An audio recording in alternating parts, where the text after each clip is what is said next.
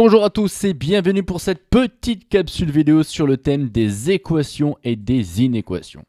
Aujourd'hui, nous allons plus particulièrement voir comment enlever des parenthèses dans le cadre des équations du premier degré. Vous avez sous les yeux deux équations du premier degré que vous pouvez essayer de résoudre vous-même. On se retrouve dans quelques instants pour la correction. Si vous êtes là, c'est que vous êtes prêts pour la correction de ces deux équations. Et pour cela, je vous rappelle la méthodologie que vous devez impérativement respecter pour résoudre une équation du premier degré. Étape numéro 1, il faut impérativement enlever les parenthèses afin de n'avoir que des termes en x et des termes constants.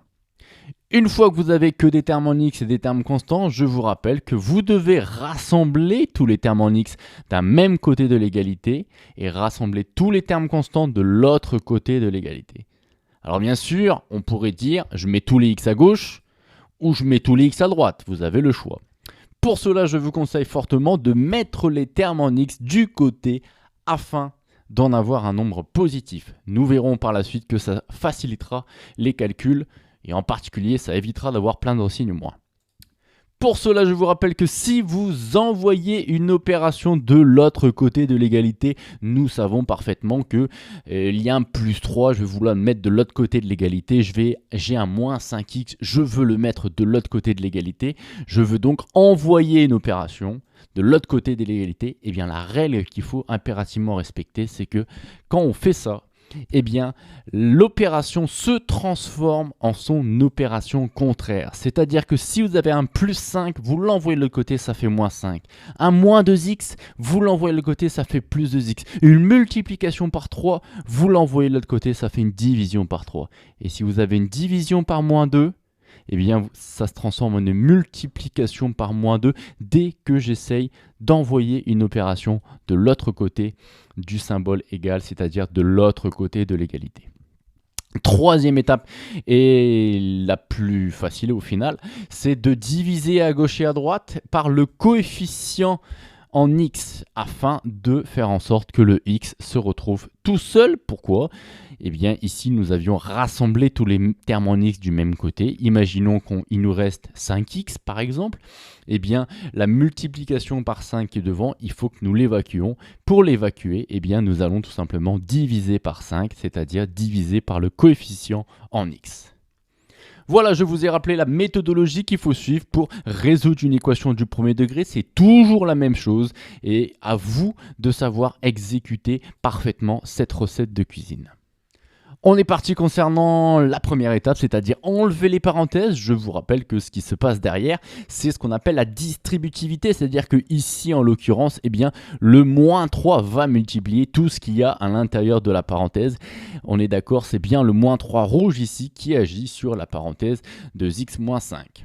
Puisque si j'ai moins 3 fois mon sac, eh bien j'ai moins 3 fois tout ce qu'il y a dedans, c'est-à-dire moins 3 fois le 2x et moins 3 fois le moins 5. Alors moins 3 fois le 2x, ça me fait moins 6x, moins 3 fois le moins 5, je rappelle moins par moins, ça me fait plus. J'obtiens donc 15. Je n'oublie pas bien sûr de recopier mon 4 qui est devant. Voilà concernant ici cette première parenthèse, je vous rappelle k fois a plus b, c'est k fois a plus k fois b. Ici, c'est exactement la même chose. Le 2 va agir sur la parenthèse x-2. Elle agit sur mon sac. Elle va donc agir sur tous les éléments qui sont à l'intérieur. Je fais agir ce plus 2 sur la parenthèse x-2. Je recopie tranquillement mon 3. Le 2 va aller multiplier le x. Ça me fait un terme en x que je mets en rouge, 2x. Et mon terme constant qui est juste derrière, 2 fois moins 2. Résultat négatif et 2 fois 2, 4. Voilà concernant la partie gauche, l'équation de gauche. Éventuellement, pour terminer l'étape 1, on peut rassembler les termes bleus ici ensemble. J'ai 4 et j'ai 15, ça me fait un total de 19 et je recopie mon moins 6x. À ma droite, eh bien, je peux rassembler les deux termes bleus également, ça me fait moins 1 et je n'oublie pas devant de recopier le plus 2x. Voilà, mon étape numéro 1 est maintenant terminée pour ma première équation. J'ai ici des termes en x, des termes constants. Je vais pouvoir tranquillement appliquer l'étape 2 et 3. Pour l'équation de droite, légèrement plus compliqué, puisque ici nous avons une parenthèse qui va multiplier une parenthèse, on est d'accord, et on appelle pour cela la double distributivité, hein. Ce n'est pas simplement la distributivité simple de moins 3 sur l'addition qui est ici, on parle de double distributivité. Remarquez au passage que je n'ai pas forcément été très sympa avec vous puisque j'ai mis plein de signes moins pour bien compliquer les choses, mais vous allez voir que si nous prenons notre temps, eh bien ça se passe très bien. De la même manière ici à notre droite, eh bien c'est le moins qui est devant la parenthèse qui va agir sur mon sac qui est ici, on est d'accord. Le moins, généralement je vous l'explique comme perdre. Quand vous avez moins 2, ça veut dire que vous avez perdu 2 €. Eh bien si vous avez perdu votre sac, eh bien vous avez perdu tous les éléments qui sont à l'intérieur. J'ai donc perdu mon 8 et j'ai perdu mon moins 5x. Le moins agit sur tous les termes de ma parenthèse. Voilà, je vous ai rappelé le petit fonctionnement ici pour la double distributivité et pour qu'est-ce qui se passe quand le moins agit sur une parenthèse. Ici à ma droite, on se rappelle, double distributivité, chacun des termes qui est à gauche va aller tout simplement multiplier chacun des termes qui sont à droite. Attention, il y a plein de signes moins. Les signes moins, je les embarque toujours avec le nombre, le terme, pardon, qui est à sa droite. Là, c'est bien moins 2 que je vais embarquer. Là, c'est moins x que je vais embarquer. Et là, c'est moins 5 que je vais embarquer. On y va. 3x fois moins x. Le signe négatif, moins 3x carré. Ensuite, le 3x va aller agir avec le moins 5. 3x fois moins 5, résultat négatif, moins 15x. On enchaîne, moins 2 multiplié par moins x. Je vous avais dit, il y a plein de signes moins. Moins par moins plus, 2 fois x, 2x. Moins 2 fois moins 2, moins par moins plus, 2 fois 5, 10. Voilà, la partie gauche ici est parfaitement développée, il n'y a plus de parenthèse. À notre droite, on recopie tranquillement notre fameux moins 3x au carré. Et là, je rappelle, moins 8. Le moins agit sur le 8. Le moins agit aussi sur le moins 5x. Moins par moins plus, ça me fait plus 5x. Je vous avais parlé effectivement d'équation du premier degré. Or, si vous regardez bien ici, nous avons des termes en x au carré. Donc, il semblerait que notre équation soit en réalité du second degré. Mais ce n'est pas le cas puisque ici, vous remarquez parfaitement que je peux très bien simplifier mes termes en x au carré. Je me retrouve donc avec des termes en x et des termes constants. J'ai donc bien devant les yeux une équation du premier degré. On rassemble tous les termes en x en même temps. J'ai moins 15x, j'ai plus 2, je perds 15, je gagne 2. J'ai donc globalement perdu 13, moins 13x. Je recopie mon plus 10, qui est un terme constant. Ici à ma droite, je peux tout recopier. Je le rappelle, interdiction de faire moins 8 plus 5, puisque ici la multiplication entre le 5 et le x est parfaitement prioritaire par rapport à l'addition. Donc le moins 8, je le recopie, le plus 5x, je le recopie également. Voilà, de la même manière que mon équation de gauche, eh bien j'ai à chaque fois un terme en x, un terme constant, à gauche et à droite de mon égalité. Bref, tout se passe bien, nous pouvons passer tranquillement à la partie 2, à l'étape numéro 2. Pour cela, je vais tranquillement recopier ce qu'on a, c'est-à-dire 19 moins 6x. Là, j'ai du 2x, j'ai du moins 1. Ici, on avait moins 13x, on a plus 10, moins 8 et plus 5x.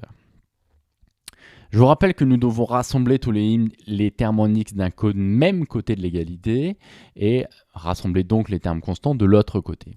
Mais je vous fais à chaque fois la petite remarque en vert qui est de dire mettre toujours les termes en x du côté afin d'en avoir un nombre positif. Regardons un petit peu ici et essayons de mettre les termes en x, les rouges, à gauche. Si je les mets à gauche, je vais ici avoir moins 6x.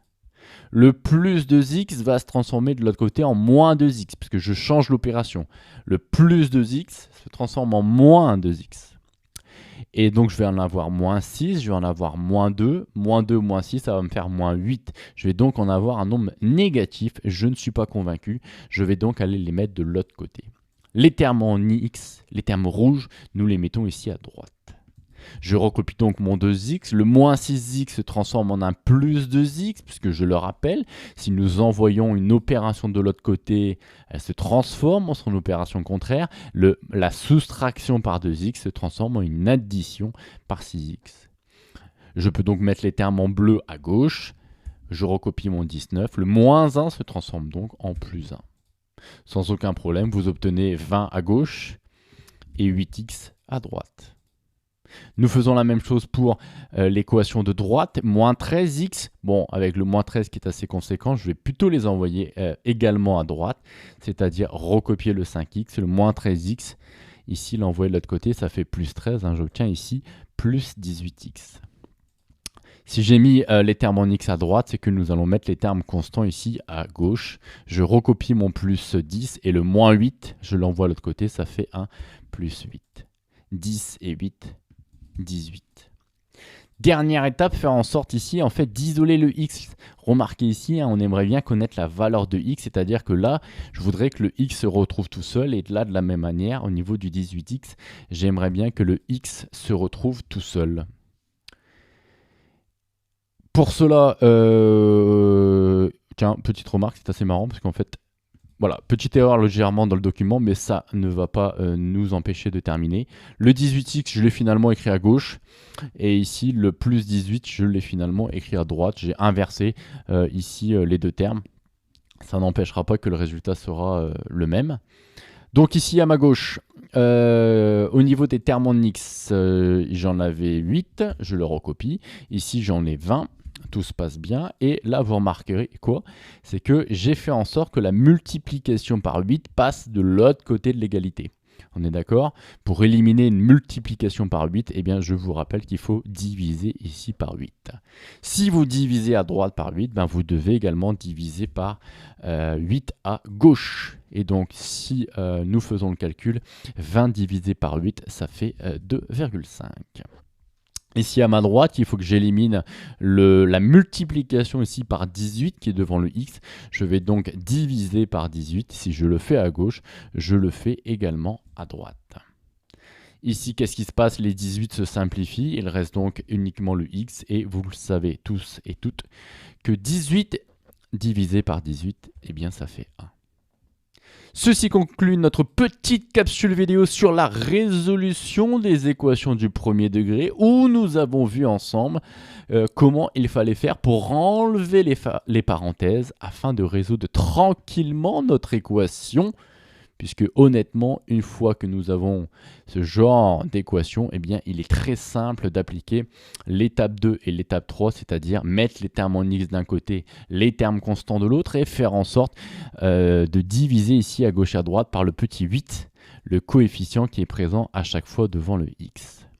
Je rappelle que pour enlever les parenthèses, nous avons éventuellement 3 possibilités. La première, quand j'ai un nombre qui multiplie une parenthèse dans laquelle j'ai une addition, on parle de simple distributivité, c'est-à-dire que le moins 3 va aller multiplier tous les termes qu'il y a dans la parenthèse.